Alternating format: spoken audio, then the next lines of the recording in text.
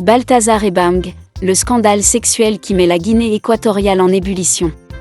Une histoire rocambolesque secoue la Guinée équatoriale. En effet, Balthazar Ebang Engonga, fils de Balthazar Engonga Edjo, président de la Communauté économique et monétaire de l'Afrique centrale, CEMAC, est aujourd'hui au cœur d'une affaire de sextape sans précédent. Avant d'aller plus loin, nous vous invitons à mettre une pause à cette vidéo, à cliquer sur le pouce bleu, vous abonner et activer la cloche de notification pour ne rien rater de nos prochaines vidéos. Dans les vidéos qui circulent, il apparaît dans de rapports intimes avec des centaines de femmes, parmi lesquelles, des femmes épouses des hauts fonctionnaires équato-guinéens, des nièces et cousines. Balthazar Ebang Engonga. Le nom du directeur général de l'Agence nationale d'investigation financière est sur toutes les bouches actuellement en Guinée équatoriale. Depuis plusieurs jours, des vidéos érotiques mettant en scène celui que l'on surnomme « Bello » circulent sur les réseaux sociaux, provoquant un tollé général. Il aurait détourné les équipements de surveillance de son bureau à des fins personnelles, enregistrant méthodiquement ses relations intimes.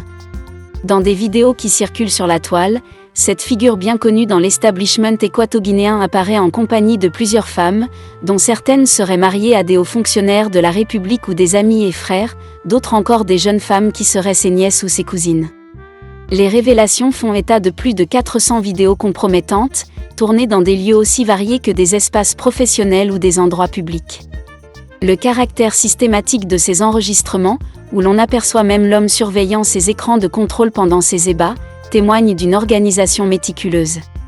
Parmi les partenaires sexuels de Balthazar, il y avait la femme du directeur de la sécurité présidentielle, la femme du procureur général, la fille du directeur général de la police, les femmes de nombreux ministres dont le ministre Oburu, la femme de son petit frère, la femme enceinte de son oncle, a appris leblaidparle.com. Cette affaire a suscité une vive indignation au sein de la société, où les appels à des sanctions sévères se multiplient, tant pour le protagoniste que pour les personnes impliquées, rapporte notre confrère Real Équatorial Guinea. Des enquêtes judiciaires face à cette situation, le parquet de la République, dirigé par le procureur général Anatolio Enzam Nguema, a rapidement réagi en lançant une enquête pour déterminer si Bello est porteur d'une maladie sexuellement transmissible. Les autorités souhaitent ainsi établir si l'homme aurait délibérément utilisé ses relations pour propager une éventuelle maladie dans la population. Si cela venait à être prouvé, il pourrait faire face à des poursuites pour atteinte à la santé publique, un délit puni par la loi équato-guinéenne, précise le média en ligne équato-guinéen. Anatolio Enzam Nguema a rappelé que la loi n'interdit pas les relations sexuelles consenties, mais pourrait sanctionner sévèrement toute personne ayant sciemment propagé une maladie infectieuse. La population est en danger, car derrière chaque femme impliquée, il y a potentiellement des conjoints et d'autres personnes exposées indirectement, a déclaré le procureur rapporte Real Équatorial Guinea. Pour l'heure, les investigations visent à vérifier les éléments de preuve afin de déterminer si des charges peuvent être retenues contre Bello. Ce dernier pourrait être sanctionné si les conclusions de l'enquête montrent qu'il a enfreint les règles de santé publique.